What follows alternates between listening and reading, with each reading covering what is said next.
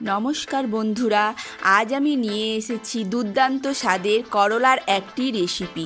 করলা এমন একটি সবজি যেটা অনেক উপকারী হওয়া সত্ত্বেও ছোটদের কথা তো বাদই দিলাম, আমরা বড়রাও কিন্তু অনেকেই নাক ছিটকাই।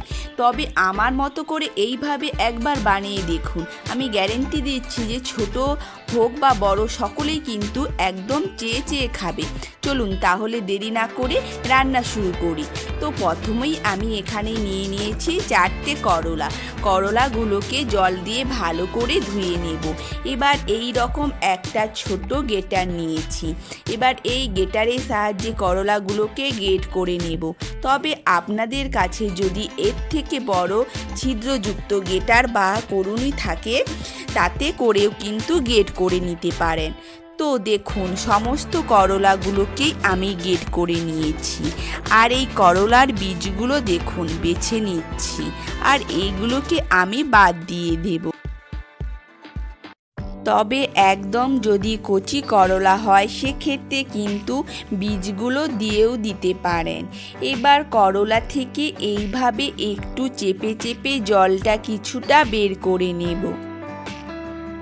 আর আপনারা যারা তিতে খেতে পছন্দ করেন তারা কিন্তু এইভাবেই সরাসরি রান্না করতে পারেন। আর যারা তিতে খেতে একদমই পছন্দ করেন না তারা কিন্তু জলটা এইভাবে একটু চেপে চেপে বের করে নিতে পারেন। তো দেখুন, জলটা কিছুটা চেপে বের করে নিয়েছি। আর এই জলটা কিন্তু আমি রান্নাতে দেব না। এবার গ্যাস অন করে কড়াইতে বসিয়ে দিয়ে দিলাম ছোট চামচের 2 চামচ মতো তেল। ফোড়নে দিয়ে দিলাম অল্প একটু, প্রায় 1-3 চামচ মতো কালো জিরে। ফোড়নটাকে কয়েক সেকেন্ড নাড়াচাড়া করে ভেজে নেব। ফোড়নটা ভেজে নিয়ে এবার এর মধ্যে দিয়ে দিচ্ছি পেঁয়াজ। এখানে আমি একটা মিডিয়াম সাইজের পেঁয়াজকে কুচিয়ে দিয়েছি। আর দিয়ে দিলাম রসুন, 5 থেকে 6টা রসুনকে আমি কুচিয়ে দিয়েছি। এবার পেঁয়াজ আর রসুনটাকে মিডিয়াম ফ্লেমে নেড়েচেড়ে কিছুক্ষণ ভেজে নেব। তো দেখুন, কিছুক্ষণ নাড়াচাড়া করে হালকা ভেজে নিয়েছি। এবার এর মধ্যে গ্রেট করে রাখা করলা দিয়ে দিচ্ছি, আর সাথে দিয়ে দিচ্ছি কিছু কুচানো কাঁচা লঙ্কা। তবে ঝালটা এখানে আপনারা আপনাদের স্বাদ অনুযায়ী দিয়ে দেবেন। তো মিডিয়াম ফ্লেমে আবারও সব কিছু অনবরত নাড়াচাড়া করে কিছুক্ষণ রান্না করে নেব, যাতে করে করলার কাঁচা গন্ধ চলে যায়। করলাটা একটু ভাজা ভাজা মতো নিয়েছি। এবার এর মধ্যে দিয়ে দিলাম পরিমাণ মতো লবণ, জিরে গুঁড়ো, হলুদ গুঁড়ো। আর আমি আবারও বলছি, লবণ আর ঝালটা কিন্তু অবশ্যই আপনারা আপনাদের স্বাদ অনুযায়ী দিয়ে দেবেন। তো সব কিছু নাড়াচাড়া করে মিশিয়ে নিয়ে এবার গ্যাসের ফ্লেমটাকে লোতে করে দিয়ে একটা ঢাকনা দিয়ে 2 মিনিটের মতো রান্না করে নেব। তো 2 মিনিটের মতো রান্না করে নিয়েছি। এবার ঢাকনা তুলে আবারও একটু নাড়াচাড়া করে মিশিয়ে নিচ্ছি। আর সমস্ত মশলা কিন্তু করলার সাথে খুব সুন্দরভাবে মিশে গেছে। এবার এর মধ্যে দিয়ে দিলাম অল্প একটু চিনি। এতে করে স্বাদটা সুন্দরভাবে ব্যালেন্স হবে, আর খেতেও কিন্তু খুবই ভালো লাগবে।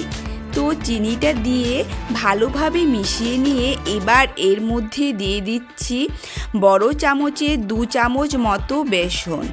এবার এর মধ্যে অল্প করে একটু জল দিয়ে দিয়ে অনবরত নাড়াচাড়া করে ভালোভাবে মিশিয়ে নেব। জলটা কিন্তু একেবারেই দেওয়া চলবে না, এইভাবে অল্প করে একটু জল দিয়ে দিয়ে অনবরত নাড়াচাড়া করে মিশিয়ে নিতে হবে। আর দিয়ে দিচ্ছি অর্ধেক পাতিলেবুর রস।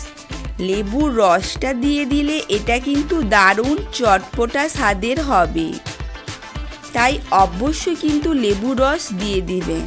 আর যদি হাতের কাছে লেবু না থাকে সেক্ষেত্রে কিন্তু আমচুর পাউডারও ব্যবহার করতে পারেন।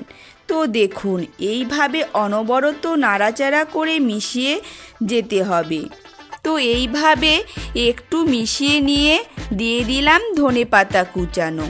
ধনেপাতাটা দিয়ে ভালোভাবে মিশিয়ে নেব। আর কড়াই থেকে এইভাবে কিন্তু যতটা পারা যায় ছাড়িয়ে নিতে হবে। তো এটা একদম তৈরি হয়ে গেছে। এবার এটাকে একটা প্লেটের মধ্যে নামিয়ে নেব। তো নামিয়ে নিয়ে এটাকে কিন্তু ভালোভাবে ঠান্ডা করে নেব। আর আপনারা চাইলে কিন্তু এটাকে এইভাবে পরিবেশনও করতে পারেন। তবে এর স্বাদ আমরা দ্বিগুণ করার জন্য আমাদের কিন্তু আরও কিছু স্টেপ করতে হবে। তো এটাকে একদম পুরোপুরি ঠান্ডা করে নিয়ে তারপর দেখুন দু হাতে কিন্তু আমি একটু তেল লাগিয়ে নিয়েছি। আর এর থেকে কিছু করে অংশ নিয়ে এইভাবে প্রথমে গোল করে তারপর দেখুন এইভাবে একটু চ্যাপ্টা মতো করে দিচ্ছি। তবে আপনারা চাইলে এটা কিন্তু আপনারা আপনাদের পছন্দ মতো সাইজের করে নিতে পারেন। বন্ধুরা এইভাবে করলা রান্না করলে বাচ্চারাও কিন্তু একদম এক নিমেষেই খেয়ে নেবে। তো দেখুন সমস্তগুলোই কিন্তু আমি একই রকমভাবে বানিয়ে নিয়েছি। এবার গ্যাস অন করে তাওয়াতে দিয়ে দিলাম তেল। তেলটাকে ভালোভাবে গরম করে নিয়ে এবার এর মধ্যে এগুলো একে একে দিয়ে দিচ্ছি। আর এগুলোকে আমি শ্যালো ফ্রাই করে নেব।